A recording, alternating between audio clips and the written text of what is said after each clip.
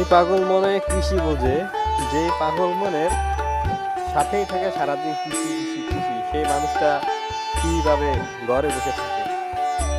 সত্য কথা, এটা আসলে আমার প্রাণের কথা, আমার মনের কথা।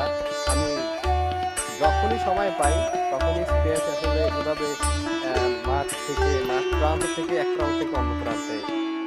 আমি এখন আসছি ঠিক একেবারে মাঠের মাঝে। দেখেন, ওই যে বাসা চিনায়, ওই থেকেও আরো ধরেন প্রায় হাফ কিলো রাস্তা। এরপরে হচ্ছে মাঠ। এই মাঠ থেকে এত দূর হেঁটে হেঁটে এভাবে আইল ধরে তারপর কিন্তু হাঁটতে হাঁটতে আসছি। এবং কতক্ষণ হাঁটবো, মাগরিবের আগ পর্যন্ত এভাবে হাঁটবো এবং একা একা কথা বলবো। আসলে আমার মনে এবং প্রাণেই আছে কৃষি। হয়তোবা নিজের প্রত্যেক জমি বা প্রত্যেক জমি জমা বেশি নাই, এজন্য কৃষিকাজে ইনভলভ হতে পারি নাই। যদি আসলে প্রত্যেক সম্পত্তি একটু চাষাবাদের জন্য বেশি থাকতো, তাহলে আমি কিন্তু মনে এবং প্রাণে কিন্তু এই কৃষিকাজ নিয়েই পড়ে থাকতাম। শিক্ষাগত যোগ্যতা আমার যতটুকু হয়েছে, আমি মনে করি আমার চলার জন্য এনাফ। অর্থাৎ আমি এখন মাস্টার্সে রানিং আছি অ্যাকাউন্টিং নিয়ে। তো ওইসব বিষয়ে আমি আসলে তেমন একটা আমার আগ্রহও নাই।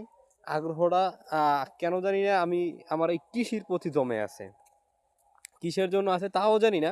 মানে ছোটবেলা থেকে টুকটাক কৃষিকাজের সাথে জড়িত ছিলাম। বিশেষ করে আমি একটা গাছে যখন লাগাই বা এভাবে শস্য যখন লাগাই, সেটা যখন বেড়ে ওঠে, সেটা যখন খাবার উপযুক্ত হয় বা একটা শস্য ধরে, একটা ফল ধরে, তখন যে আমার ভিতরে কি যে একটা আনন্দ, সেটা আসলে মানে বলে বোঝাতে পারবো না। আমার কাছে মনে হয় যে ওই ফলটা খাওয়ার থেকে সবাই একসাথে এক টুকরো খেলে আমার খুব আনন্দ লাগে, যে না, আমার গাছের ফল আমি সবাইকে খাইয়েছি। তো দেখেন, এইভাবে কিন্তু আমি বিশ্বাস করেন কিনা জানি না, টুকটাক আশা করি যে এক সপ্তাহের মধ্যে আনাইলেও তো আমার 3 দিন থেকে 4 দিন এভাবে কিন্তু মাঠে পায়চারা করা হয়। এভাবে আমি কিন্তু কন্টিনিউ হাঁটি, যেমনটা এখন হাঁটতে আছি। যদিও সূর্য একেবারে অস্ত যাওয়ার অবস্থায় এখন, তারপরও দেখি কতদূর হাঁটা যায়। এভাবে ফুলের সুগন্ধি, ফুলের মাঝে হাঁটাও একটা সৌভাগ্যের ব্যাপার।